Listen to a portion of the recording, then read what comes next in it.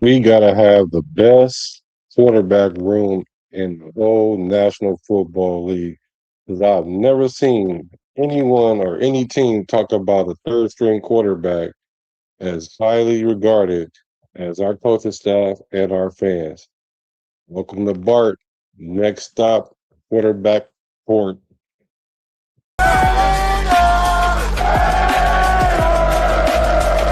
Just win, baby.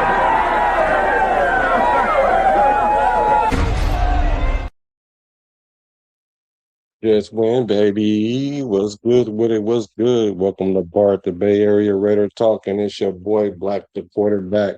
And we talking all things quarterback again. We quarterbacking. Klint Kubiak came out. He discussed the quarterbacks.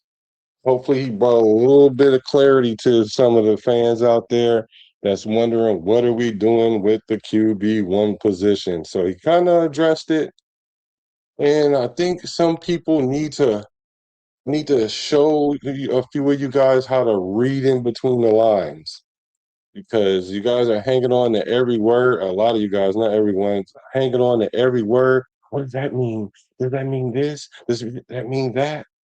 Not particularly everything, but some things are exactly the way he's saying it. So, welcome to Bart. Hit that like button. That's the fair. That's the fair to get in. Let's get to it. So they had a conference. Eric Allen and James Jones. Why am I calling him James Jones? But anyway, Miss Theoharis. They talked to him. Kubiak. He's not a guy with a whole bunch of words. So you do kind of have to take him at face value, but take it from me. I had a father with few words, but he meant a lot with the words that he said. So you got to learn how to read in between the lines. I've had coaches like that, football coaches like that. And so you got to kind of understand what they're saying and then what they're not saying. Because a lot of times it's not necessarily what they're saying, it's what they're not saying. So let's get to it. Let's get into it. Short center view where they talk to Kubiak, but exposes a lot. So let's get to it.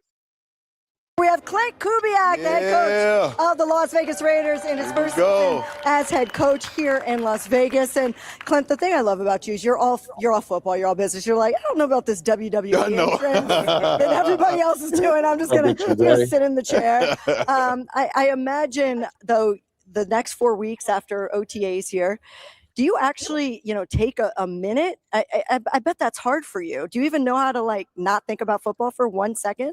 No, it's important. Yeah, it's important for myself and our staff to get away, and I ask them to not come in the building, because the season's a grind, and it's important they come back fresh and spend time with their families. Who helped you kind of learn that to be able to be like, okay, you do need to take at least a week with your family a year? Yeah. Well, I worked for Leslie Frazier in Minnesota, and he had a staff meeting, and he said, I better not see any of you guys in this building for the next month. And he meant it. And I always appreciated that. And he was right. It's a long, hard season, and you got to refresh. Yeah. So I like that very much. Get the guys fresh mentally. Kind of like have that last few quality moments with the fam because you're going to be checked out because you're going to be checked all the way in when the season comes. So it needs everyone to buy in because he understands the mental gravity that he's going to require of his players. And one word that you hear a lot is accountability. So he can't hold people accountability if their head is over here and their feet is there. My pops used to say a lot. He said, if your mind is over there, your feet should be over there too. But if your feet is here, your mind should be here.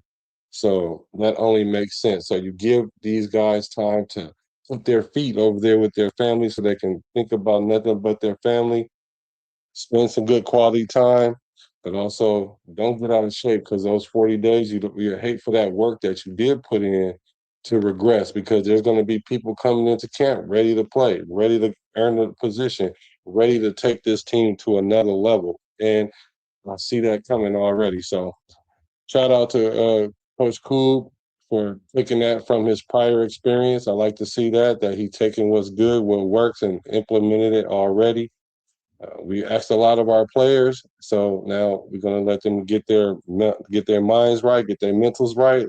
Like Beast Mode say, get your mentals right, and come back ready to play football. Oh, we have, so many, great coaches who have been here for this Raiders organization. Talk to me about like your style of coaching and who kind of influenced you most. Yeah, well, I think that my style is to be a teacher, and because I don't play, our guys play. So it's important for me to get a staff of teachers that can download information to our guys' brains and then hold them accountable and then have them go have success on Sunday. So, I don't think a whole lot about my style. I just try to be a good teacher and try to hold guys accountable and then put the players in position to be successful on Sunday because it's all about them. It's got nothing to do with me or our staff. We don't do anything on Sunday, but on Monday through Saturday we have a lot to say to these guys. It's important we put good pictures in their brains, and when they get it wrong, we let them know. And when they get it right, we let them know. But we don't walk past mistakes. I like that.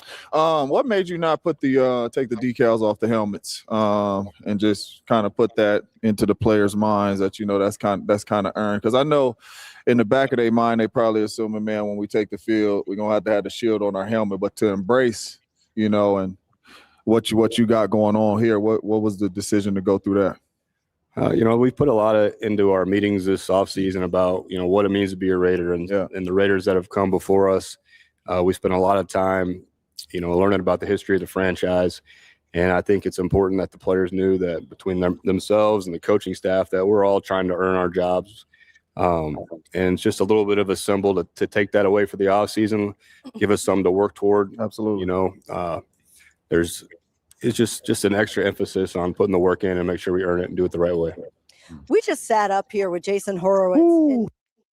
Yeah, before they get into the quarterback, I do like the fact that he kind of like broke it down to the finance compound, went to the nexus, the nucleus of what it is to be a Raider. So in the chat and in the comments for the playback team, what does it mean to you to be a Raider? I think a lot of us have kind of lost that concept because I see a lot of things happening to our team and we're reacting certain kind of ways and it's quite irritating to me being someone that's seen the Raiders, from the mid to the highs, all the way to the Super Bowl, to the lowest of the lows, fighting their way back to the top, or to respectability, and to this point now that we have something that we haven't had in a long time. So it's good to see them going back to what makes this organization the organization. And so by earning your shield, it's essentially saying, hey, everybody here has to earn their job. And you hear Coach Kub say that a lot. It sounds like he's talking about himself too.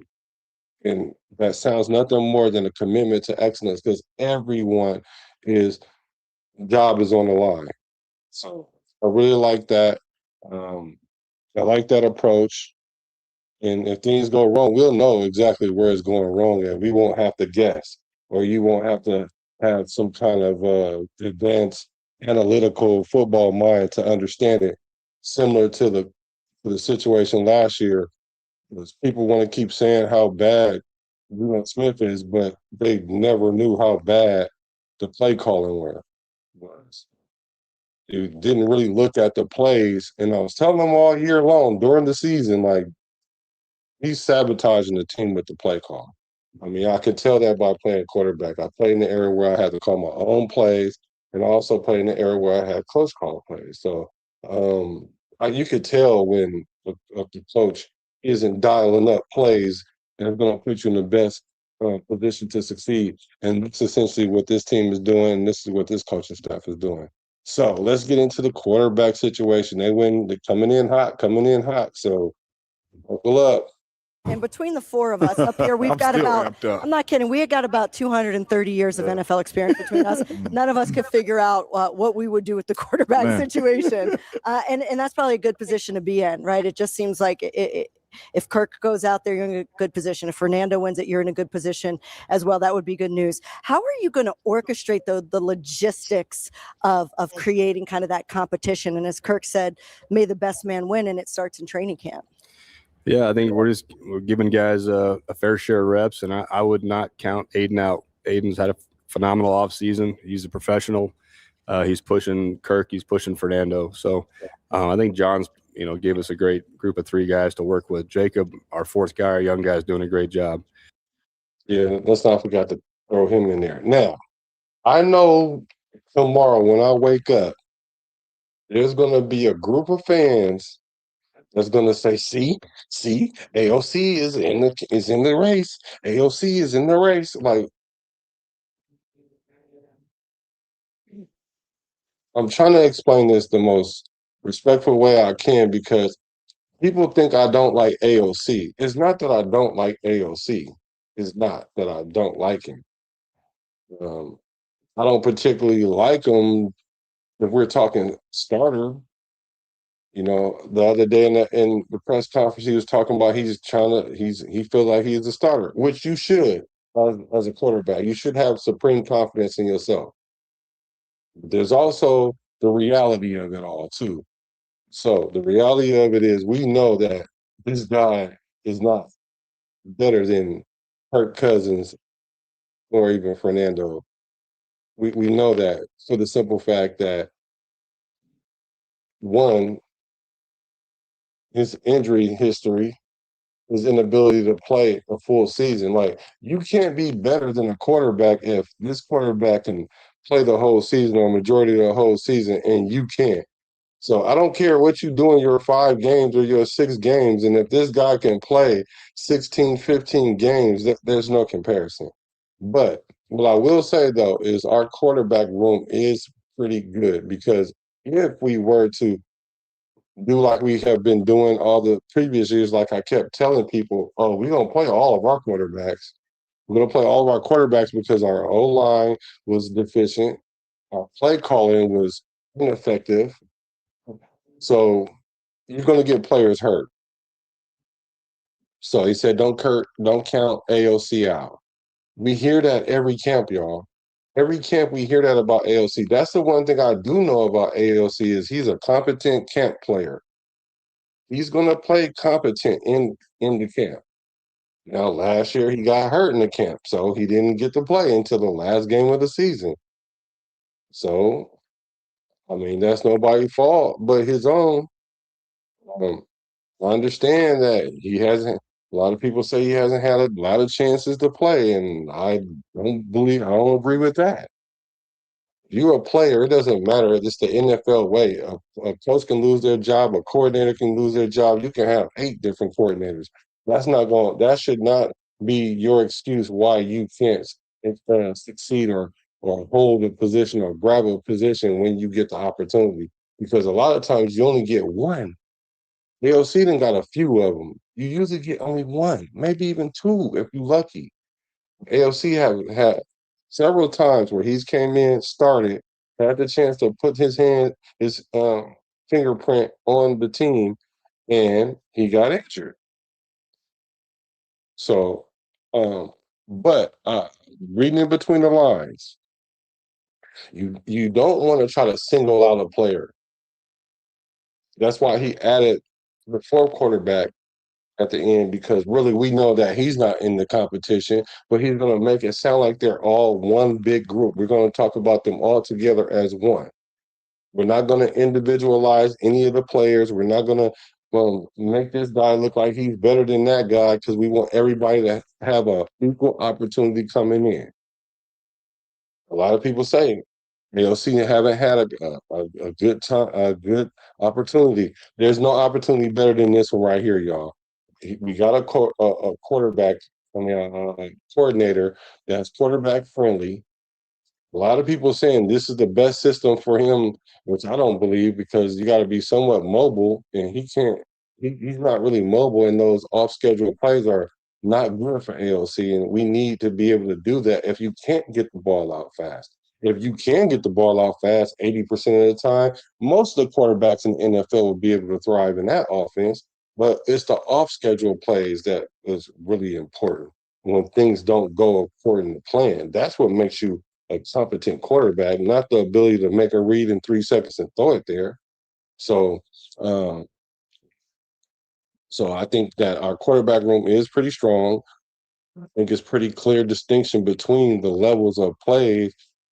There's no real competition there. Like Kirk Cousins is going to obviously be QB1, regardless of what happened in camp. And it's not because they're just giving it to him because they gave him the money and he's the veteran. And it's not his job to win. It's not Kirk Cousins' job to win. It's Kirk Cousins' job to lose. Because he's the one with the experience. He's the one with the knowledge. He's the one that knows what's going on already. It's a difference between sharpening up a tool than trying to make a tool from scratch in Mendoza. No matter what kind of steel you use, the Valerian steel or whatever they use in Game of Thrones. So, but let's see.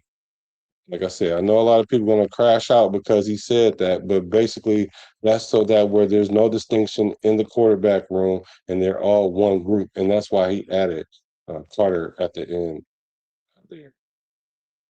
So we just got to give them reps and make sure all three of those guys get time with the ones.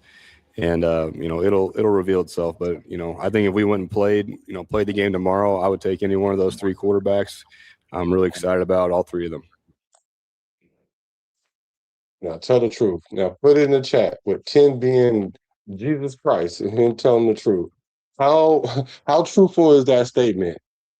Or is that just a statement that the political thing to say? Because if you guys don't understand, there's going to be politics involved when it comes to this stuff.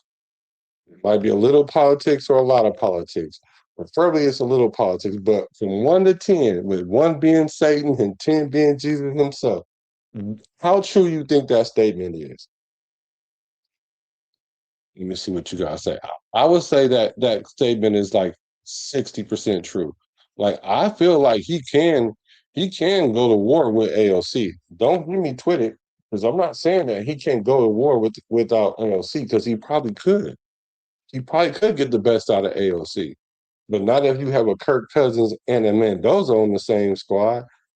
The situation was like that before they got here. We did draft a quarterback and we did get one in free agency and got an undrafted one while AOC was the only one on the camp. I mean on the roster. Let's see. Let me see. What'd you say, Zay? Man, this is the first time in forever I fuck with a coach we hired. Right. I mean, Gruden was cool. Gruden was cool. Gruden was cool. He was all right. I'm a little bit more higher on Kubiak than I am with Gruden. I do like Gruden a lot, though. It's just that um, when he was with Rich Gannon, he had the advantage of having like a quarterback coach on the field, because Gannon really was kind of like a coach too. They was like a year or so apart in age, really. So they always was having a pissing in the wind contest with each other. But that was a good thing, as long as they didn't bump heads too much, which they didn't. But I liked Gruden, but I really like this hire because we have a competent play caller with a modern play play style. I mean, the Kubiak system is not the most modern system, I guess, but it's modern in the way you can tweak it, and also it's modern because it's fresh to us, because a lot of our play callers is like, if this person ain't open or this don't work, there is no plan B in this. It's either gonna work or not. That's what made Geno Smith look so bad last year. He drops back, the play is designed to go to this guy. Even if you got other guys running around, the play is designed to go to this guy. The defense know it. The defense jumping it. Not only that, they know we're not running the ball, so they're going to run around the edges, pin their ears back. And then, so when he hold the ball, oh, he's holding the ball too long. But then when he throw it, oh, he's throwing all these interceptions. Like, really, the play calling matters. The play calling really is, like, I would say, like, at least 60% of the success of the play, maybe even more, like 70%. Because if you got a 50-50 play, now you're relying on the quarterback to make an athletic play when you really want the quarterback just to make the play and then make an athletic play when it's necessary. But you don't want him to drop back all the time trying to do that. Let's see what you say, Zay. He said, I tried telling people that last year before the season started that Geno was going to struggle because the situation with Seattle was way better than here.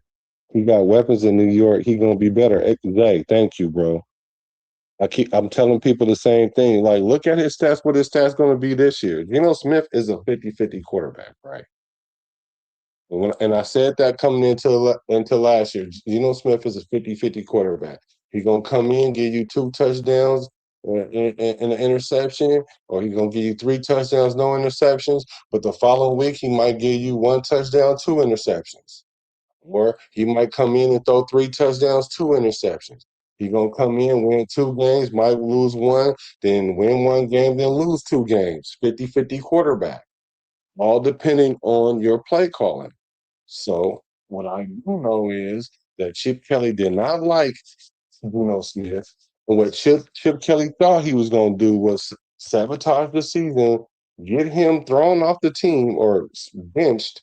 So then that way we can come and get him a quarterback that he liked. Because I promise you, if Chip Kelly was the offensive coordinator and he had Mendoza, our playbook wouldn't have looked nothing like that like it did last year. If Chip Kelly was able to pick the quarterback that he wanted coming in instead of Pete Carroll's quarterback, then it would have been different. It would have been different. But he tried to be too smart, like he was on the field, thinking he was the smartest guy in the room, and he tried to outsmart everybody. But Raider organization did something that they normally don't do, and that's pull the trigger, pull the plug. He pulled the plug on it, so I was proud of them for that.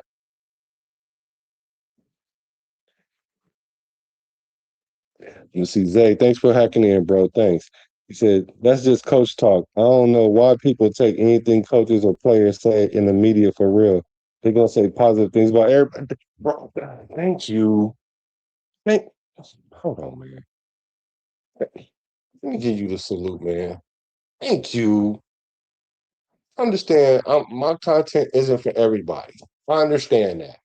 I had to get to the point where I understood that because you know me, I'm one nation. Even if I don't agree with what you're saying, we still one nation. That's my brand, one nation. So I'm gonna give you room for whatever you think and whatever you say and however you feel, even if it irritates and agitates me. But why do we not listen to the people that understand what's going on? And there's a lot of us that do know what's going on. It's called coach speak.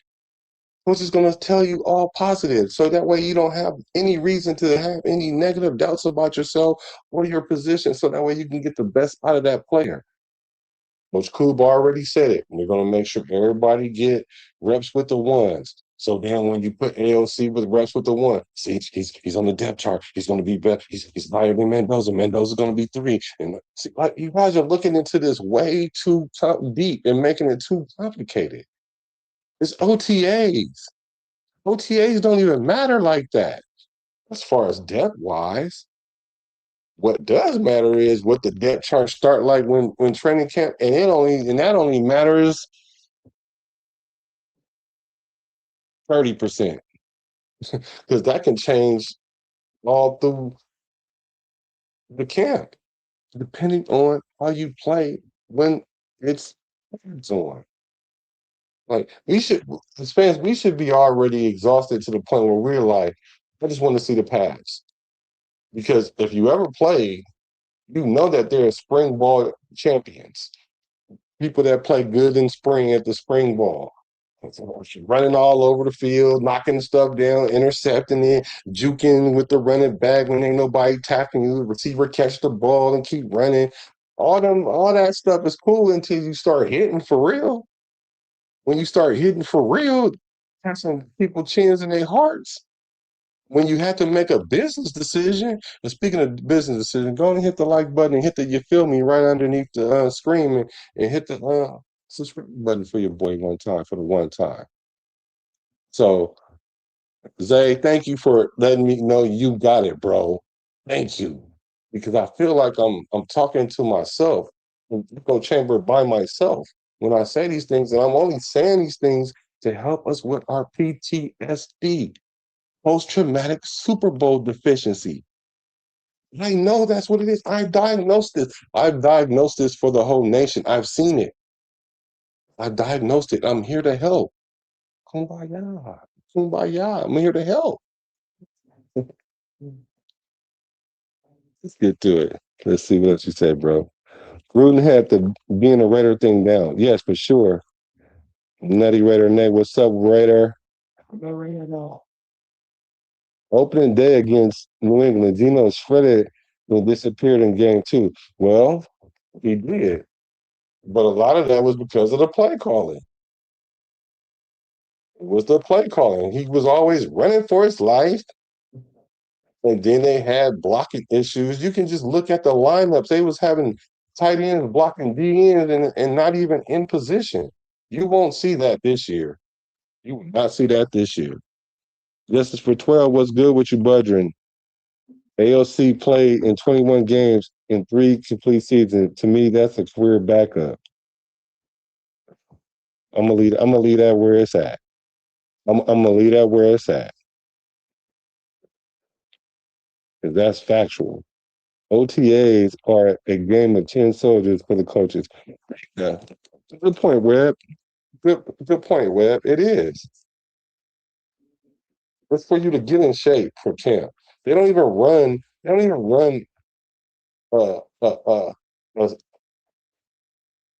they don't even run a quarter of the playbook in OTAs. Like they don't even put. So they don't even put themselves in positions where players get hurt by trying to do a bunch of things.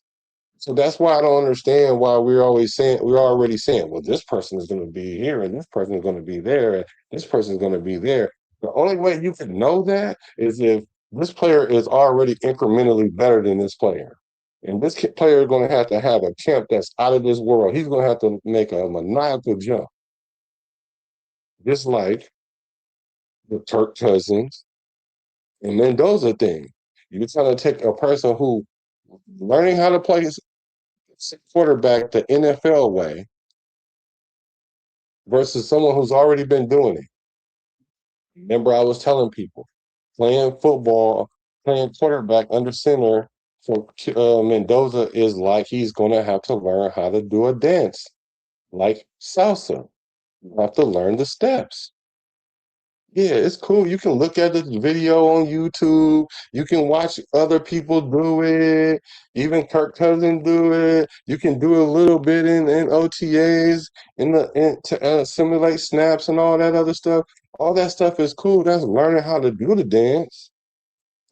But remember, you're in a competition with a person who's not only know the dance, they've already done the dance so well. They've scored 4,000 yards 7 seasons. And all the other seasons, he was trending towards that, even the ones he got hurt. So you should know that they're incrementally different. They're not the same. And that gap is not going to be usurped by a player that's going to play well in some preseason games where you might not even be playing no starters for real. They're not even blitzing like that, although they're starting to blitz more, but you're not even playing the first team like that. Preseason games is not like regular season games. So you're not going to be able to see if this guy's better than this guy. You can see if Kirk Cousins is off. You can see if he hit a wall and if he loses his position. That's not the guy that we're going to have coming in here. Like the only thing that's really going to stop Kirk Cousins is an injury. And that's the only thing that really stopped him other than politics. We've already eliminated the politics, but we as fans and the media is keep trying to insert this thing that Mendoza needs to start game one. Well, I just want to see what he do. Like, I mean, like, see what? For what? What? Y'all want to see what? Y'all want to see if he can actually do it or not. And then if he can't, then what? We're gonna be calling him a bust. Let's say if he go out there and get injured. Let's not act like that don't happen, because like that happened to Joe Burrow. And Joe Burrow was him. Out of college was him. Timothy. And he got injured. And his first year was terrible. If if Mendoza was to have a first year like that, I'm not sure he could bounce back that second year like he could. We'll be calling him a bust if Mendoza went out there and blew out his MCL, LCL, and his meniscus, and he blew out everything. We'll be like, oh my God, why did we put him out there? When we got a Kirk Cousins. Like, we went and got Kirk Cousins first, y'all. Let's not forget that. Let me get back to the feel me.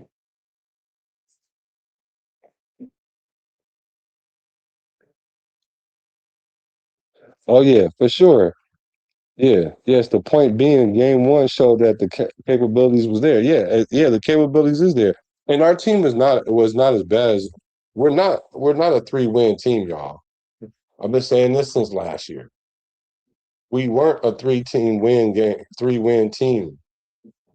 See, you win championship from the top down, not the player up. Top ain't right. The bottom is not. The players are not going to outplay the system, y'all.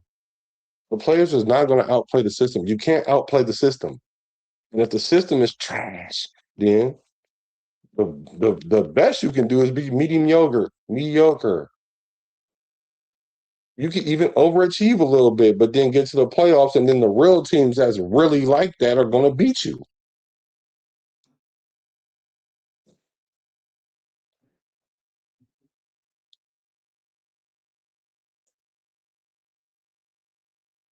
What has surprised you most about this football team after the draft? And what is something that is like, man, I didn't expect that?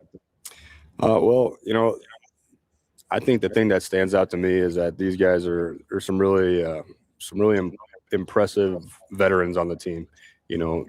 With Max, with Colton, Trey Tucker. I think with Kirk, obviously, but there's. Hold on, stop it there. Let's stop right there. Hold on, I'm gonna rewind that. Let's stop right there. He said with Colton, a player that we talking about we should be trading with Max, a player that we keep trying to act like we want to trade,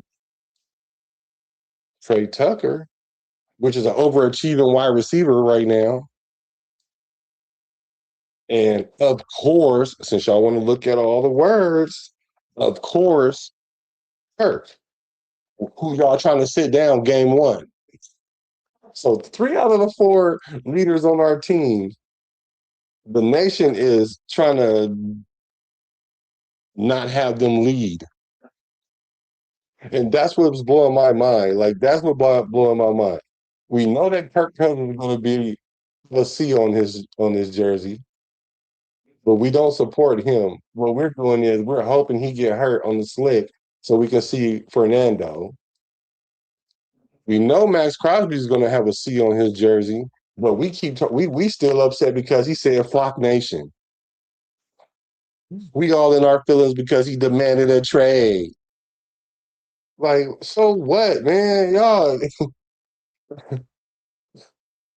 the way this franchise be moving, I would want to get up out of here too. If I got drafted by the Raiders, being from Oakland, and I saw that they just took a squat on my boy Jacobs, and then they just definitely didn't even use no tissue and wipe their hands of Derek Carr.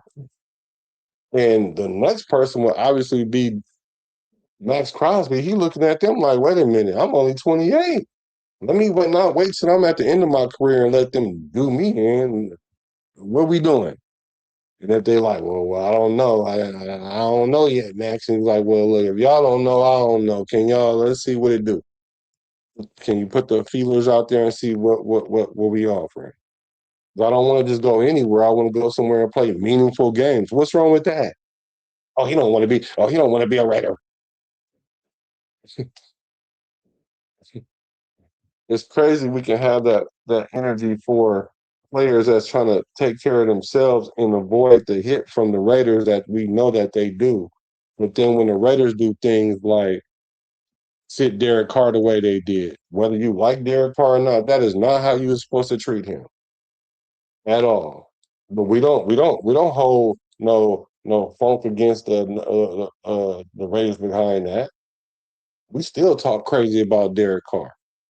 Josh Jacobs, same thing. When Josh Jacobs got in trouble allegedly, what we do, we talked about him on like he's still for the Raiders. He ain't even on the Raiders. We just do our ex players bad. Now, that's not to say they do them all the way bad, because of course we have this historic franchise where they are in the building. But you ain't gonna see Josh Jacobs there later on in his career. Like that. You're not gonna see Khalil Mack like that. He can't even stand us. And Derek Carr, one moment he's gonna come back, the next moment he want to retire, Raider, come back, sign one day. Uh, it's just too much. So for Max to want to protect himself, yeah, he probably shouldn't have said Flock Nation. I agree with that. But am I going to hold it against him to the point like I got more issue with it. I need you to have like about 12, 13, 14, 15 sacks. I'd rather have a gripe against that than because you said Flock Nation because you thought you was traded. So that's just me, man. I hope y'all get over that, man, because like Colton Miller is obviously like the anchor, well, one of our anchors, because I said we got a yacht at the O line. You got to have two anchors. Colton Miller is probably going to wear the C on his chest too. But we don't support our captains. So how do y'all think we're gonna win if we don't support our captains? The fortunate thing is we're not the ones playing, and they are.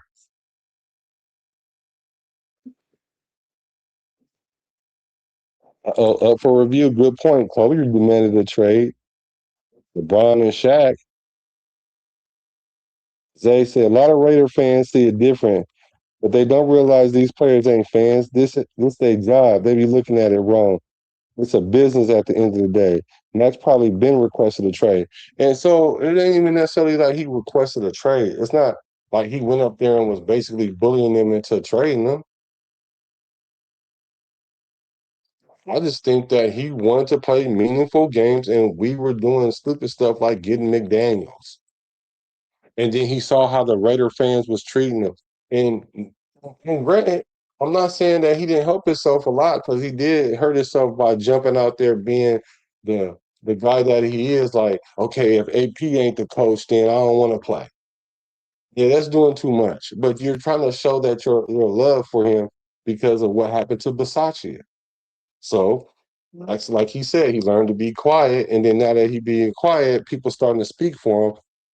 And so all these pundits and people start making up things. Oh, so we've been trying to trade Max for like the last 2 seasons. And I'm not too sure that he just went in there and asked for a trade like that. I think it was more mutual than anything. It might have been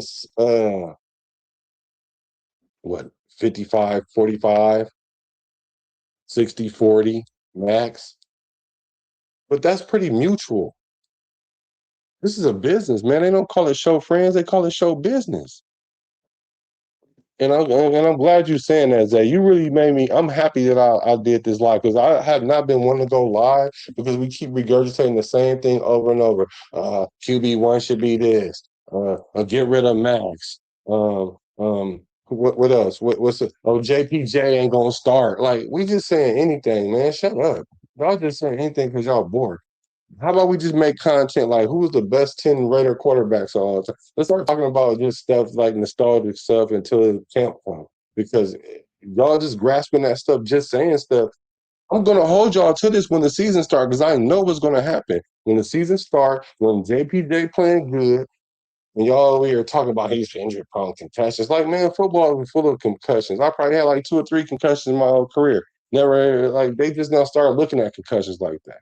Two concussions. That boy was up there. We almost thought he died a couple times. Like, come on, man, y'all tripping. And then he got an ankle sprain, like a high ankle sprain. Like, come on, man, that's the least of your injuries if you are O lineman. Same thing with Colton. Those are injuries, but them ain't really injuries like a knee or something that you expect from a lineman. He just got rolled up on. You would be happy that it's an ankle sprain and it's not a ligament tear. So I don't. Yeah, a lot of people look at stuff from a fan perspective, and I got to understand that. But don't argue with me when I'm not looking at it from no fan perspective. You want to have your fan perspective, that's cool. Ask me my fan perspective, because a lot of my perspective comes from the player aspect. Now, I can tell you how I feel as a fan, but I'm more of, I look at it from the player aspect.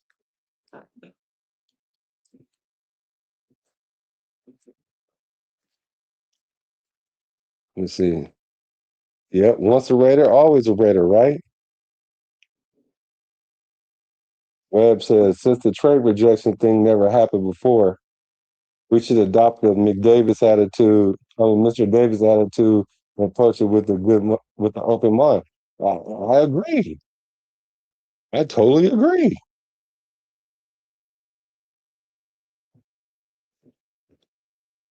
I totally agree. Max said he wants to be a Raider. The Baltimore thing is behind him. We need to leave Max up. Thank you. Can y'all hit the like button, man? Can y'all hit the like button? You know what? Y'all making me happy. Y'all making me happy tonight, bro. Because I saw something flowing through my feed, and it was a Raider and it was a meme about Max being traded.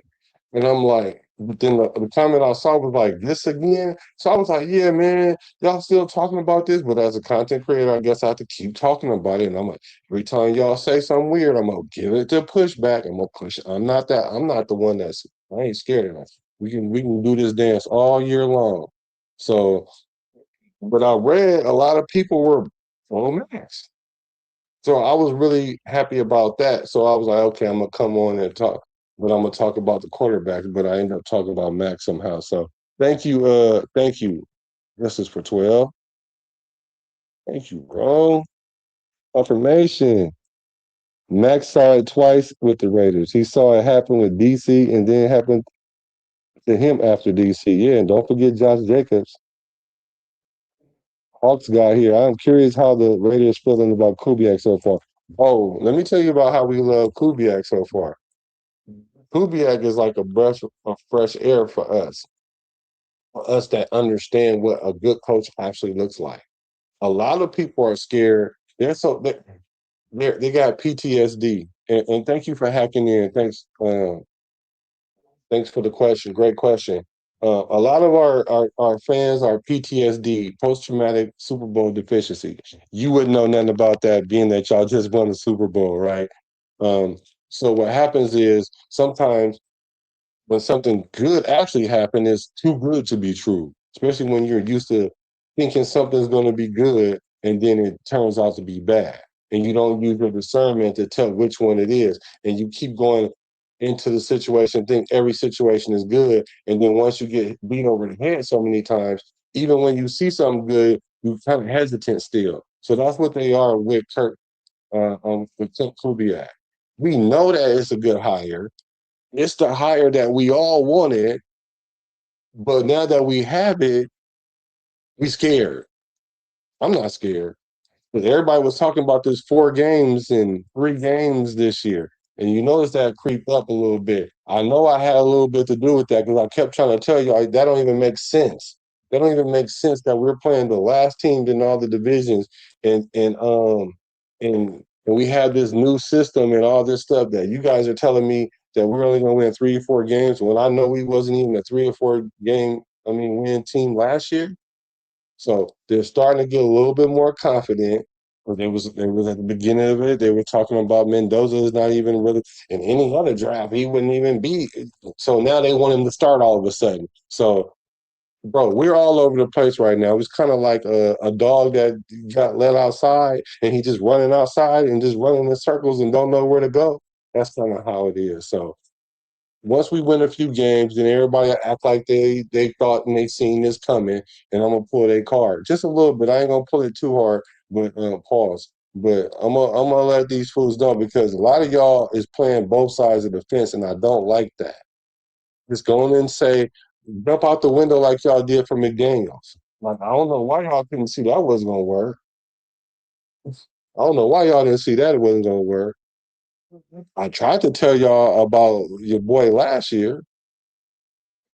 I was like, everything would have kind of went a little bit better if we didn't have Chip Kelly. That's what the issue was. But hey, whatever.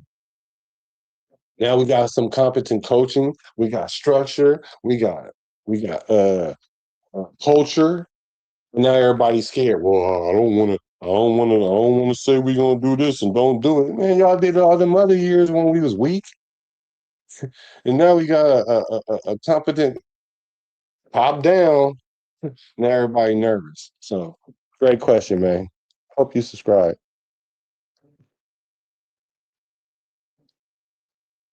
Let's see.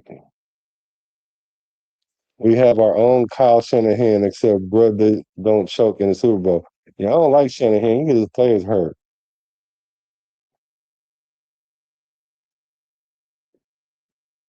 He always gonna get his players hurt. Starting with RG3. Guys that have a hunger to win and they have a great attitude and they haven't blinked with Max. I think the thing that stands out to me is that these guys are some really impressive veterans on the team. You know, with Max, with Colton, Trey Tucker. I think with Kirk, obviously, but there's guys that have a hunger to win and they have a great attitude and they haven't blinked with what we've asked them to do. They're very coachable guys and they want to win. You can tell they want to win. They're not taking shortcuts. I can't think of very many times at all where we've had to get on a guy for having poor effort. Winning is important to these guys. So, I didn't have a whole lot of expectations. Just want to get to know them, but I've been very impressed with the mentality of those guys.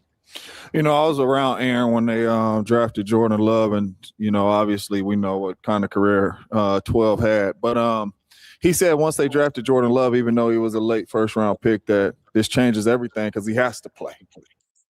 Okay, excellent question, right? Because this is what everybody's saying. Like he's number one, so why don't he play? Now you gotta remember, he wants Mendoza to play ASAP, no Rocky. So he's trying to sit there and position it like Greg Mercer, how he's asking it, because he's saying essentially, you can be the guy all you want, but the moment you go draft a quarterback, we know that guy is itching to play or y'all itching to have him come out. Now, come on, how many years did Jordan Love sit out, y'all? And we know 12, right? 12 sat out too for number 4, right? How many seasons did he sit?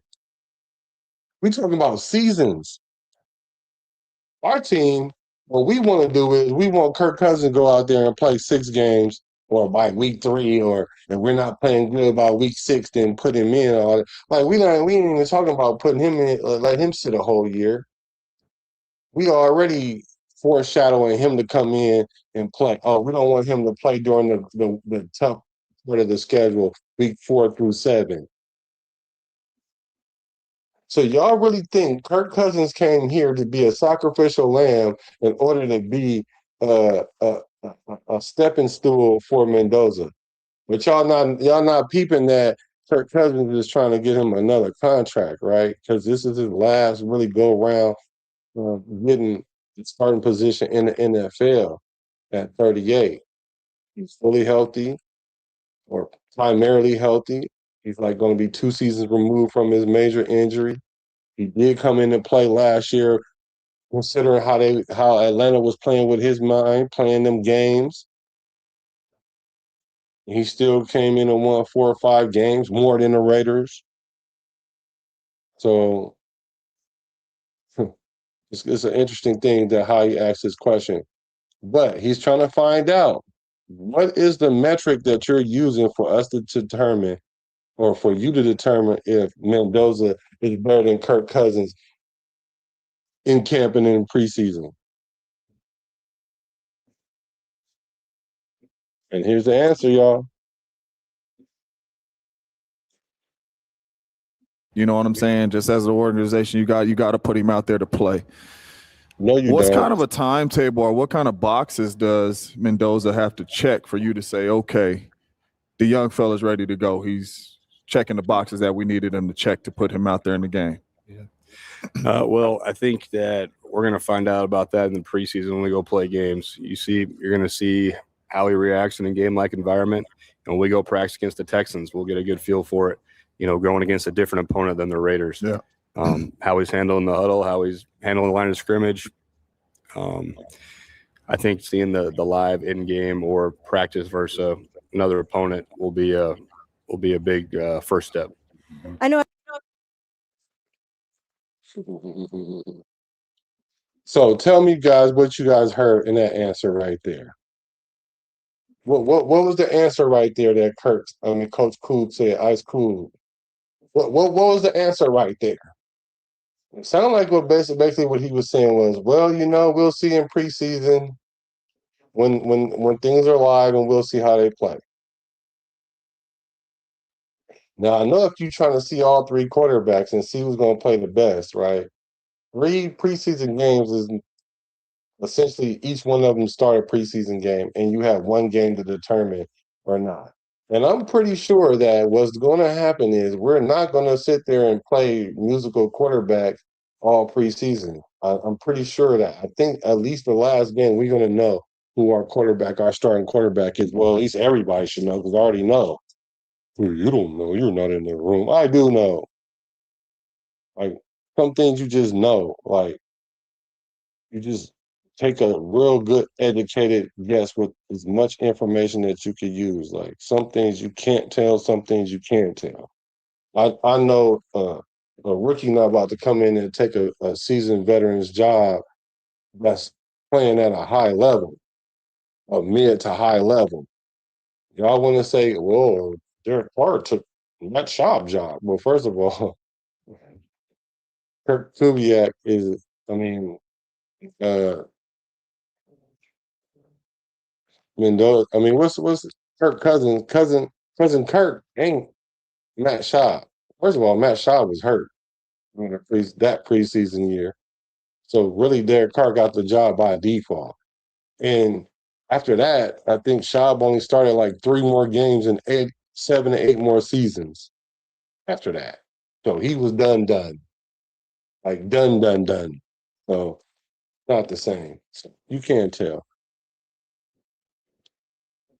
If you play before, like, you can tell the difference. Everybody wants to focus on the quarterbacks, but JJ's excited about it. EA is too. And I do think this team could really put itself on the map with its defense. Yeah. With the veterans that you guys brought in. Gosh, and it's funny, you being an offensive-minded head coach, I think people always focus on, what does the Klint Kubiak offense look like? What is your defensive philosophy like? What was the decision to bring Rob Leonard, to elevate him to a defensive coordinator position? What are you looking for? What's a Klint Kubiak defense? Yeah. Well, I think, being around Mike McDonald last year and seeing his scheme work, and then getting in an interview situation with Robbie and hearing him, tell me his vision for the defense and use a lot of those same tenets that were used in Seattle.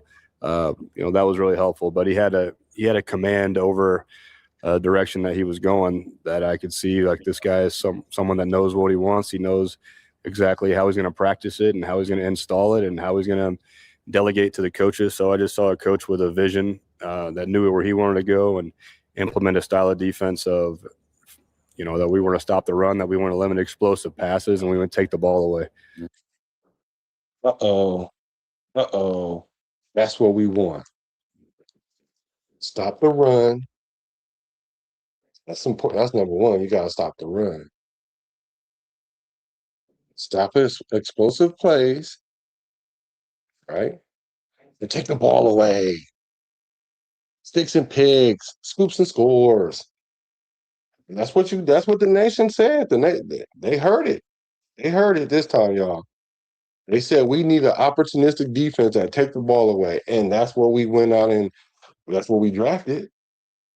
That's what we got in the free agency, run stoppers. That's what we got. Wade Walker in mental reps until he started being on the field. Kobe mental reps Dean. So that's what we got them guys, so they can run downhill, stop the run. That's why we changed it at 3-4, so we can gap it. Everybody know this is your gap. You go run through this gap. This is your responsibility. We're gonna scheme it. So he liked what Coach Robbie had. He already had a platform, know what he wanted to do, had a very decisive mind, had a plan, knew how he was going to execute it. I mean, like, why not run with it? Especially you got players that already bought in.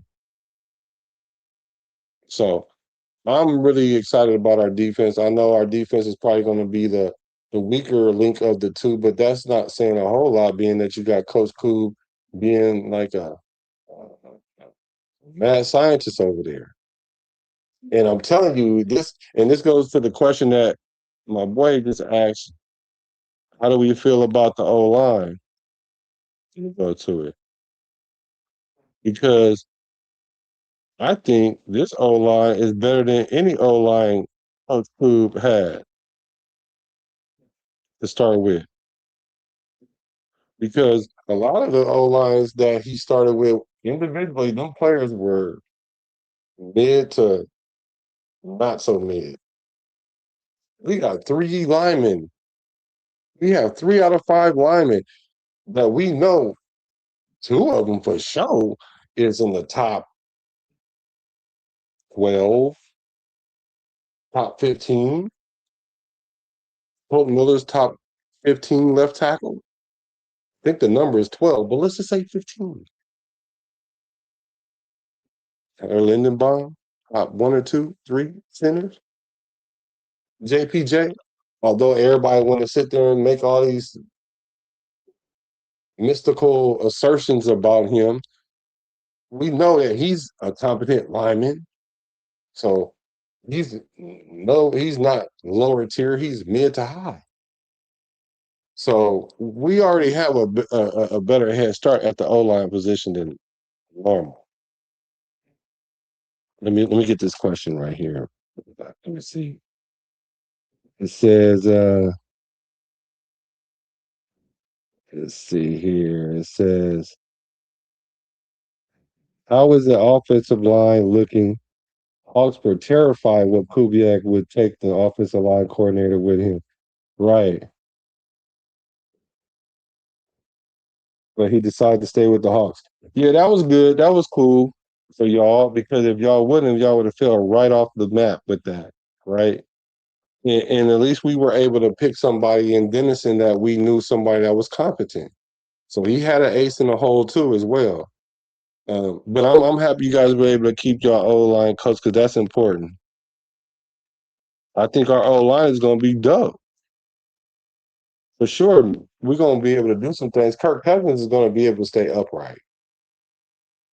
Straight up. So Hoops is dialed in. I agree.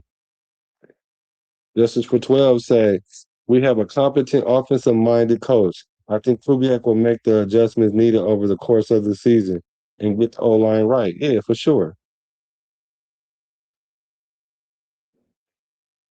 Thank you for the info. It's hard to find Raiders info without massive amounts of cope or unrealistic expectations.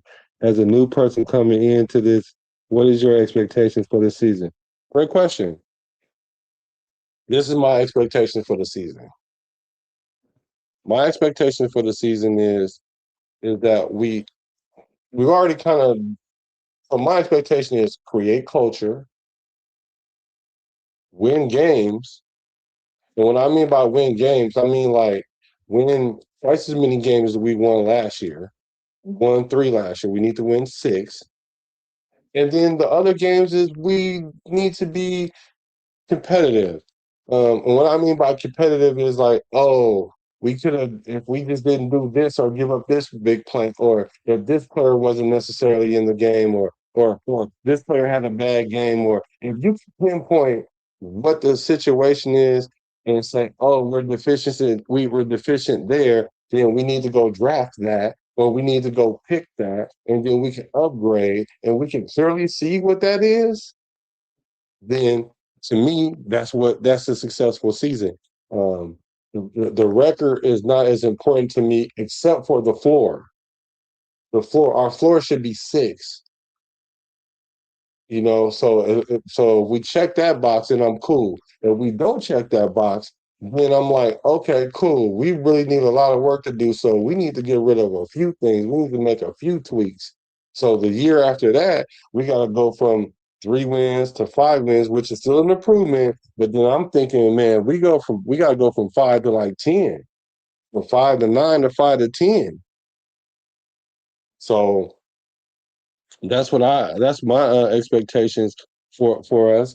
I expect us to build some cohesion on the offensive line.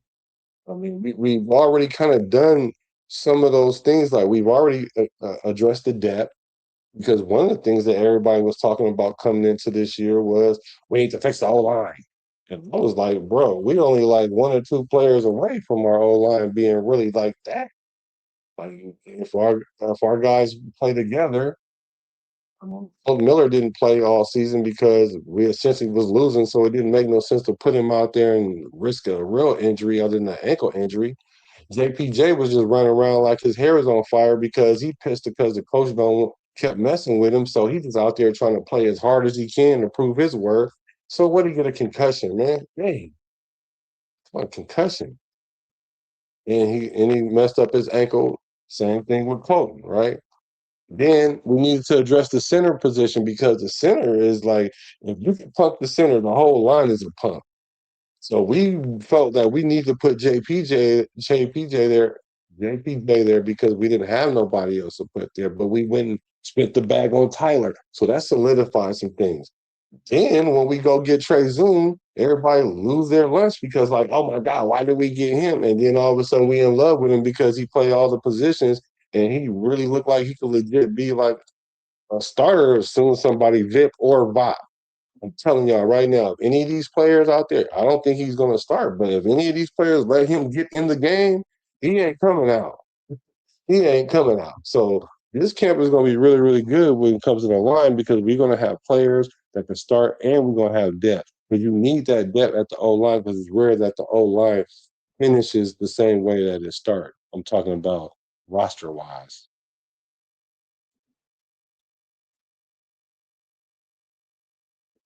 So that's what my expectations are. I expect the defense to be all right. I expect us to show promise. I don't expect us to be world beaters yet, but I like to see competency. And I think that's what we will see. Frank Webb says, I want the team to win. I don't care if 43-year-old George Blanda is at quarterback. What you know about the old man? My dad used to tell me about Blanda. He was an old man, and Blanda used to play quarterback and used to be a field goal kicker. So he said, I don't care if it's Blanda, huh? Please protect Mendoza. Make sure he has a line. Yes. Yes. And you're not even a Raider fan, and you know that. Okay. What's that? Smigmon? I don't know, but I want to know what that is. It says, if I was Kubiak, I'd tell that guy get a sniff of coffee and silence, or get a stiff cough of silence about Mendoza until I start talking about it. Let me read that again. If I was Kubiak, I'll tell that guy get a stiff cup of silence about Mendoza until I start talking about him. Don't worry when I'm going to start Mendoza, homie. Who are you? Who are you? The real ones came out tonight. The real ones came out tonight. The real ones came out tonight. I keep trying to tell these fans, I'm like, why are y'all keep bringing up Mendoza when Kubiak clearly has said, this is the plan. This is what we're going to do. And they haven't deviated for that. Just because he comes on the interview and be like, man, Mendoza's great. He's as advertised, and He's great. He's leaps and bounds, tons of progression from tons of progression in OTAs. Oh yeah, Kirk is this and AOC. Don't sleep on AOC. Like, yeah, he gotta do that. He gotta do that. Like, yeah, don't talk about him until I start talking about him, homie. Straight up. That comment. I wish I was monetized so I could get back to y'all. Tonight I would have been giving away everything tonight. Cause y'all on it tonight. Dang, thank you. Yeah, you're on a need to know basis and you don't need to know. Let me see. Jessica 12 say, if the Raiders only win 6 games this year, but we're in all of them that we didn't get blown out multiple times, our trajectory will be upwards, in my opinion. I agree. Let's finish this because I do want to get to the comments, but I do want to finish this interview. This interview is almost done. So I think every defense is gonna say a version of that, but it's really important that if you limit explosive plays, you stop the run, you turn the ball over, you're gonna have success. And I've seen that style do it in Seattle, and that's the style that I want to bring here. Yeah. Some of the places you've been and coached, what are some of the identifying markers that you see early on in training camp that says, man, we're going to have a pretty good football team here? Yeah. Well, I'm glad you said training camp because you don't know until you put pads on. It's a physical game. And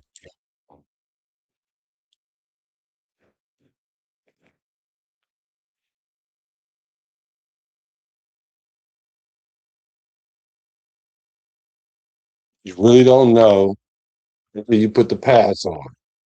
But I've been telling everybody, all these mythical projections, you don't know how that dude gonna act once he start getting hit.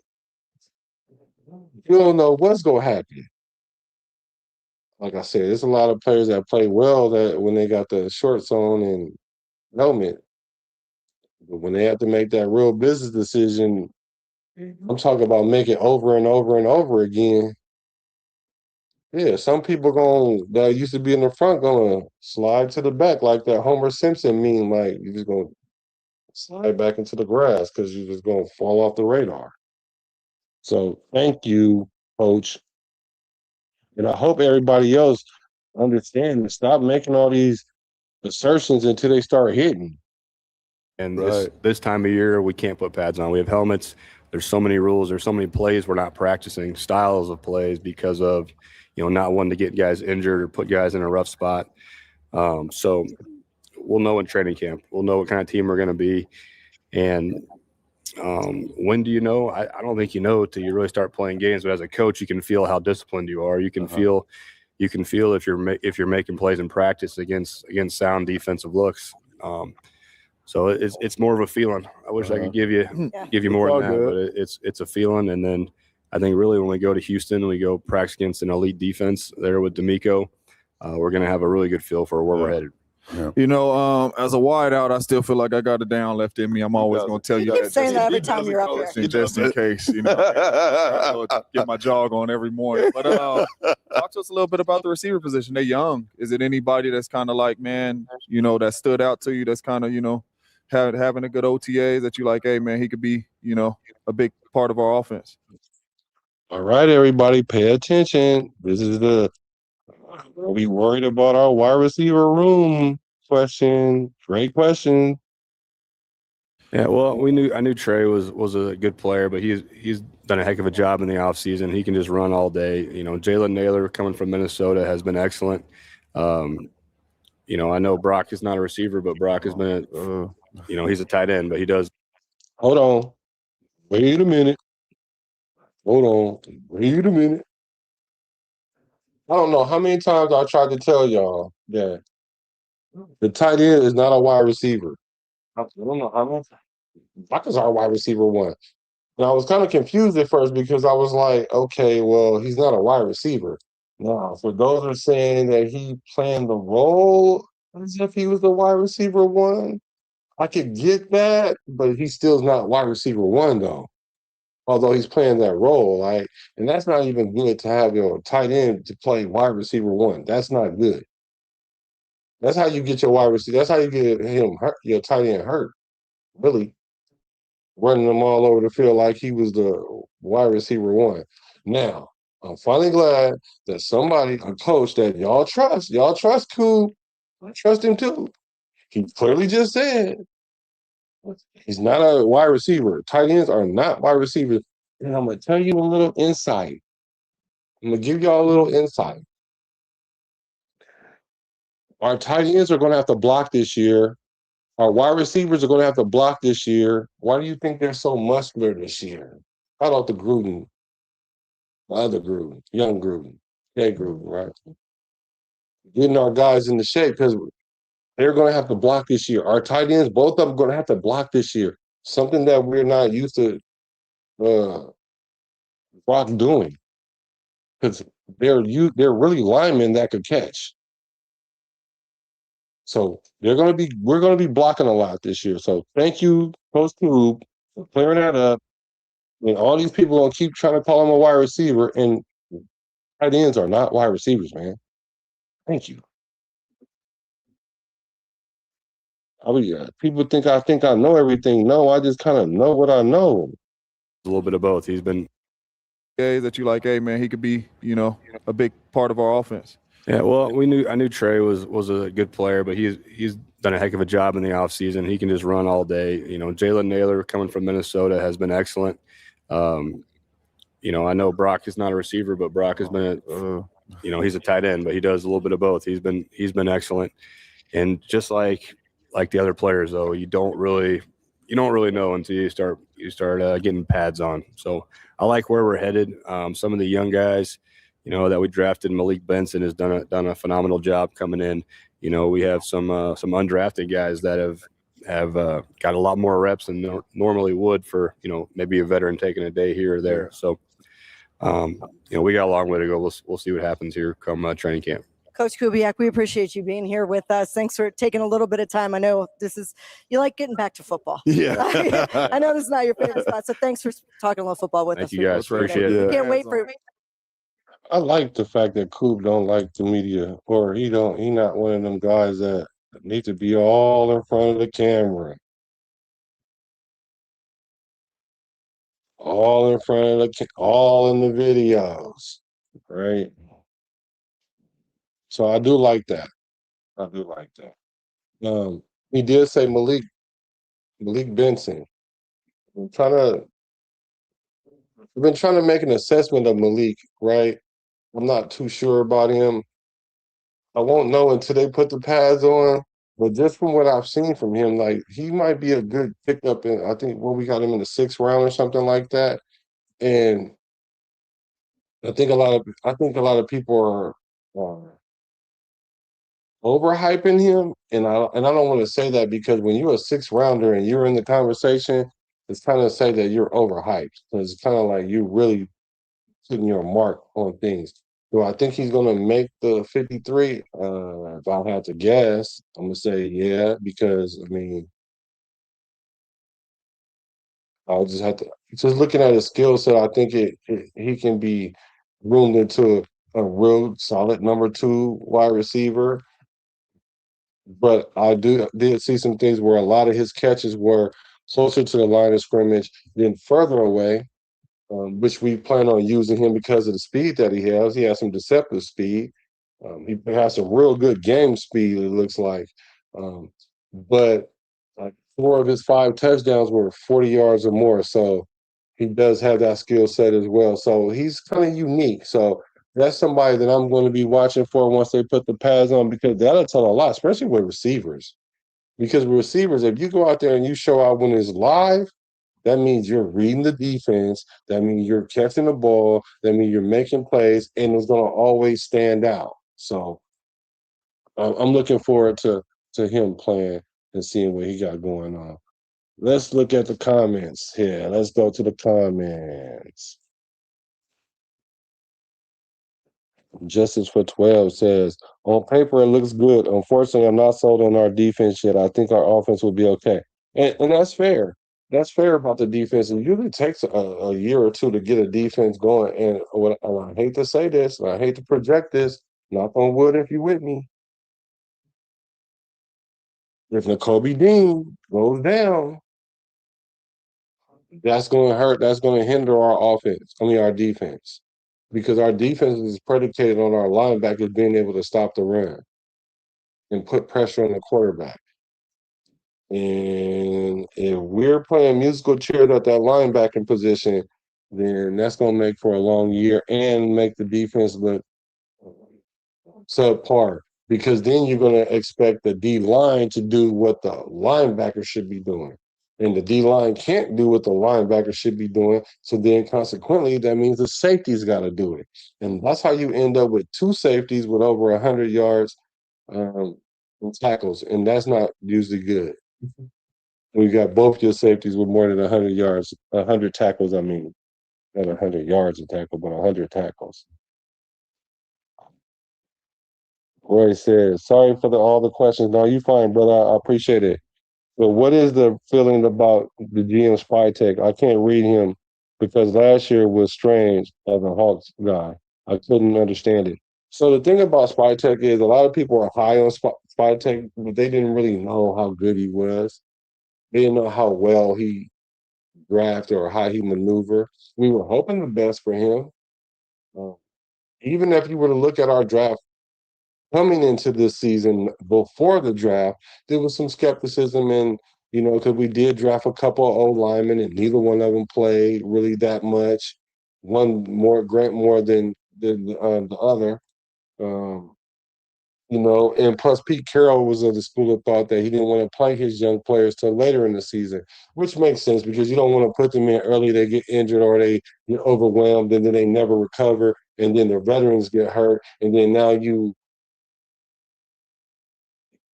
scrambling and scraping like Diddy. You scrounging and scraping. So I can see why he was like that, but consequently linemen didn't get to play a lot. Our wide receiver Jay Besh didn't play a lot. Thornton didn't get to play a lot. He did play some, but we didn't really dial up the plays for him like that. So we don't know what we got out the last year's draft.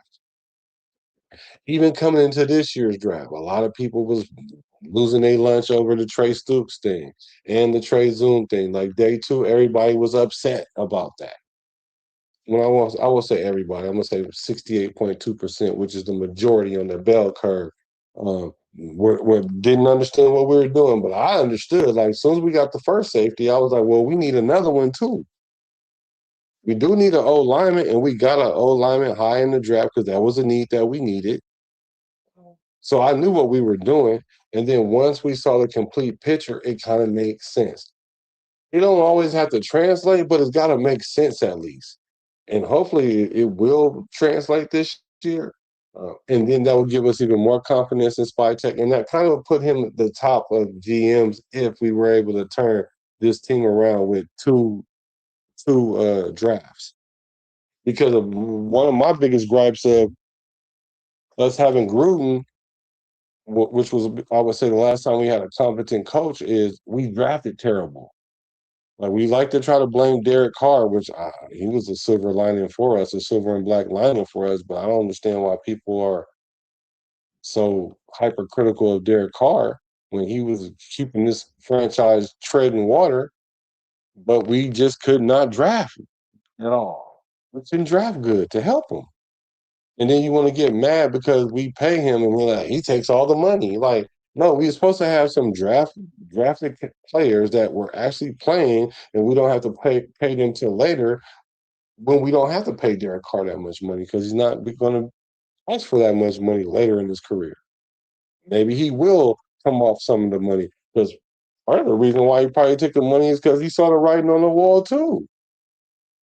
They offered it. They offered the money. What are you supposed to be like, nah, I want y'all to disperse it out to one of the 7 coaches that y'all have on the payroll that's not even coaching for the Raiders. So I can see why he took the money.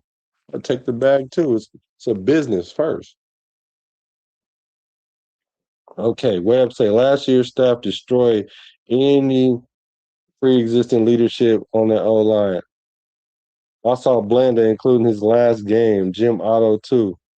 We owe. Yeah, we owe. Let me tell you how old we are. Double O. Like even like Dalby. Like one of my first jobs was working at the Good Guys. I don't know if you guys remember what the Good Guys. It's like Circuit City. Even saying that is dating me, dating myself. And Dave Dalby came in, and yeah, it was nice because it was good to see the OG Raiders. You feel me? I like our old school Raiders because they encapsulate what it is to be a Raider. Win, lose, or draw. We might not win on the field, but we lose. I mean, might not win on the field, but we gonna never lose in the parking lot. Okay, Roy says, I will say that Kubiak learned a lot about defense in his stay in Seattle. McDonald and Kubiak worked together. That's good. That's good to hear because it looks like that's how he's going to approach it with Coach Robbie. He's going to rely on Coach Robbie to let him do his thing and maybe insert some things as necessary. But like he said, he sees some of the tenets that he saw last year to give him the confidence to be able to let him be free and do what he do. And he understands that it's going to take some time. Um, I just hope the Raider fans don't expect us to have this world-beating defense already. Like, imagine if we didn't have Max Crosby on this defense and we was relying only on Quiddy Pay and the other mental reps. He's the original mental reps because he's the first one who said it. Ron Crawford. I ain't seen nothing from him or heard from him since he said he was taking mental reps. So we'd have been relying on those guys. Not to say that they're not going to ball this year, but that's what we'd have been relying on. So I think our defense will be okay. Give us a year or two, and I think we'll get the results that we want. Justice for 12. A tight end is basically an offensive lineman that can get exactly. Zay said he's not as stiff as Thornton, and he got more game speed. We're talking about Benson. I don't know if he's faster than Thornton though, because in that Patriots game, had Geno Smith been able to throw it anywhere towards the end zone, that boy was so out of here. He was so out of here. He stopped, which make the ball. I mean, easier against a defender because the defender he's trying to catch up, and you see the ball short and you stop. He got to stop too. Hopefully, he don't stop and hit you or whatever. And Thornton made the adjustment to catch the ball on that to seal that game. But I like Thornton a lot, but it seemed like he's kind of one dimensional. And Benson's a little bit more than that. So I get what you're saying. His release ain't all that, and he can't get in and out of his breaks that smooth either. For me, he's better than Thornton, but he ain't all that. And you know what? And I did notice that about him because before I was a quarterback, I was a first team all conference wide receiver. I'm definitely a better wide receiver than I was a better wide receiver than quarterback. But I just had to play quarterback because I was like, why am they not throwing me the ball all the time? Because I stay open. But then once I played quarterback, I understood kind of how that worked. But he does have, his transition, getting in and out of breaks or whatever is not necessarily the best. That's something you can work on. But what makes him a force multiplier? His ability. I like the way he catch. He has soft hands. Like his hands are soft. Like whenever you see the ball, it just falls in his hands. There's not a bunch of moving around. He's fluid with it. He's confident with it. I do like that. And then the fact that he has deceptive game speed, and so that means if you can scheme him open, then he can probably make some plays. DT, you just gotta kind of like Randy Moss him. Not to say he Randy Moss. I'm not saying he Megatron, none of that. What I'm saying is you got to play him like the traditional X receiver. Let him line up outside and run deep or deep ends, deep outs, back shoulders, age, those kind of things. And so he's kind of limited there. But I'm looking forward to see how DT progress this year because he started last year. Let's see. Roy says a good sign, a good GM and head coach synergy is so hard. I hope this year that both are aligned for you guys. Thank you. I appreciate it. I don't see why not. I don't see it's already there. I mean, even this Max Crosby situation could have caused a rift. Let's just say, um, when new coaches come in, they do want to get rid of certain players, and those new players could have included JPJ because that's not Kubiak's guy, but I don't think he want to get rid of him. I want to get rid of a decent lineman. Same thing with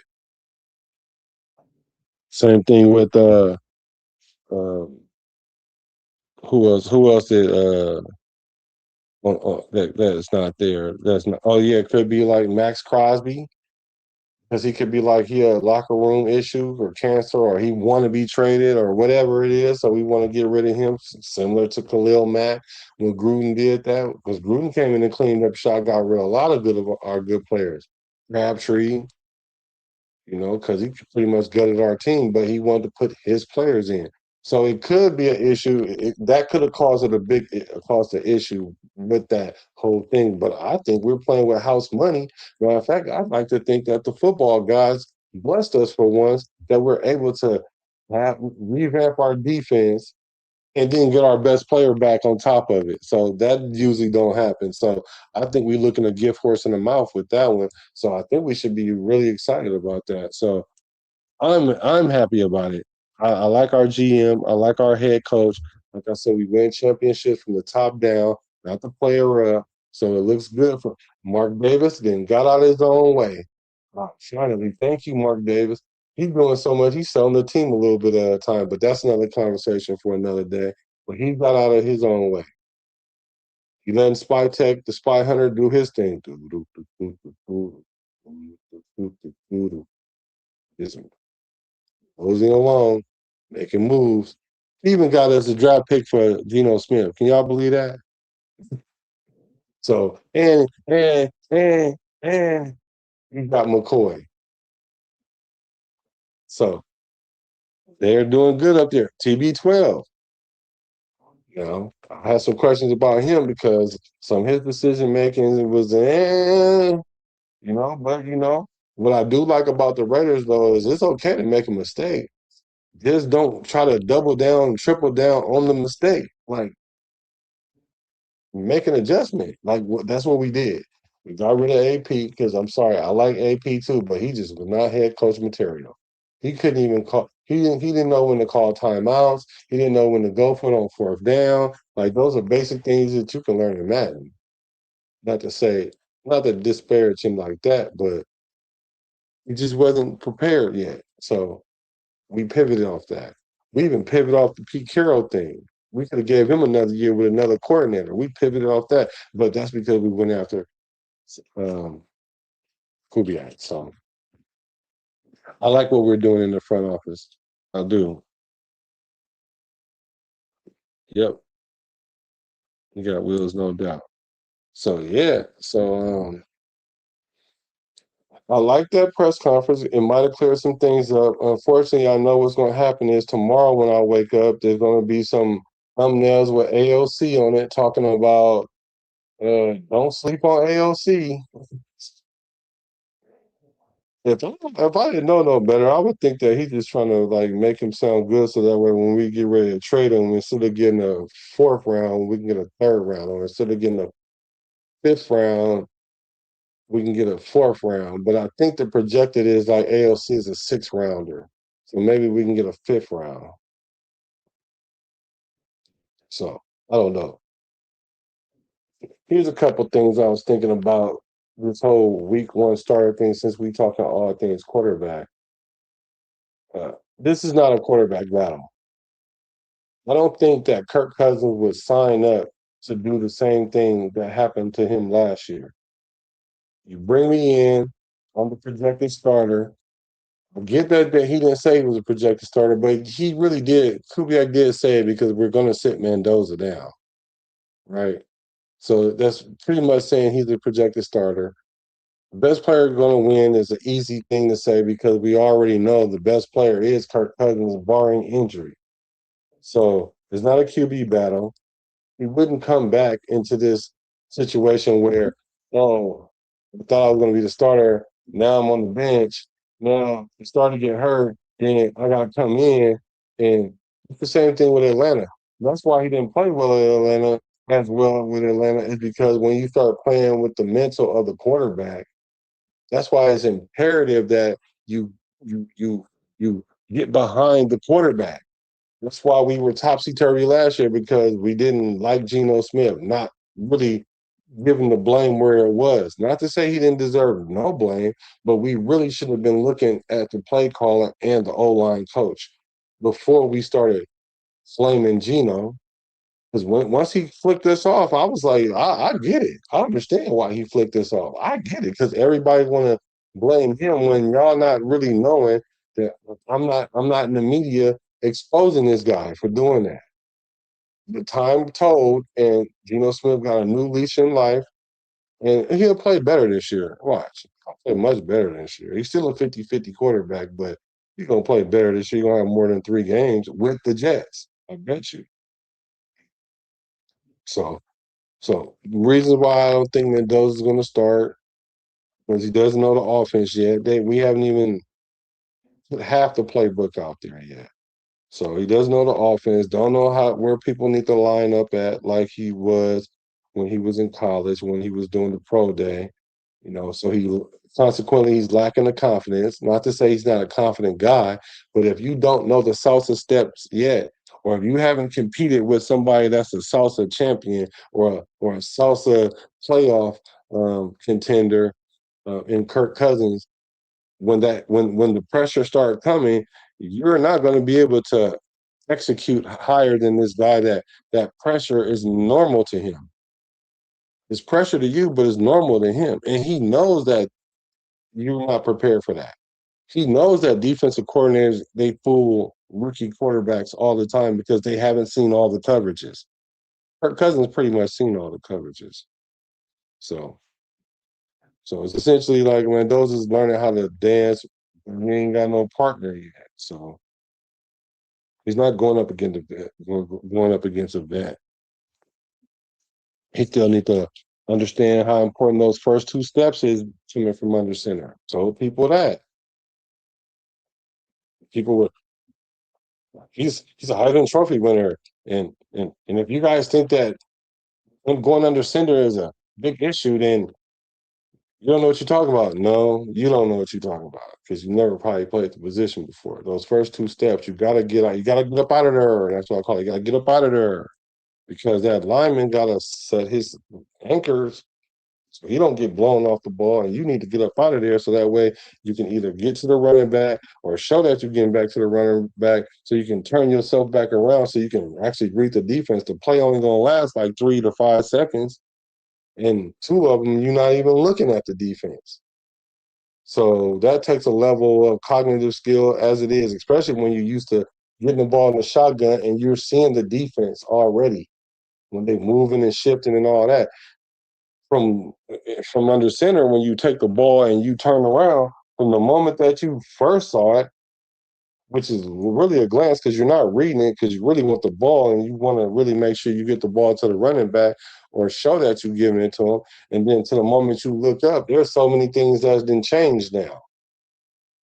Now you got to key the safety. Now is the safety over here now? And he started off over here. You got to read it faster. And he got to get used to that. Kirk Cousins used to that. So to expect Mendoza to be able to pick it up that fast is just unrealistic. Can he do it? Is it possible? If we want to use the word possible, yeah, it's possible AOC could start over these 2.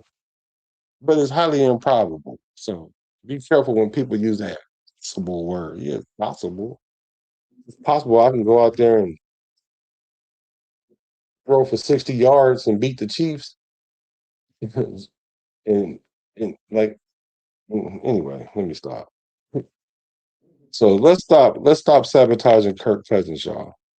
Like I was saying earlier, like he's gonna have a C on his chest. Let's stop sabotaging him, talking about he's not gonna play past a certain amount of games. Just like bruh said earlier in the chat, don't bring up Mendoza till I bring him up, bruh. You on a need to know basis. He'll play when you need to know. So I do like that.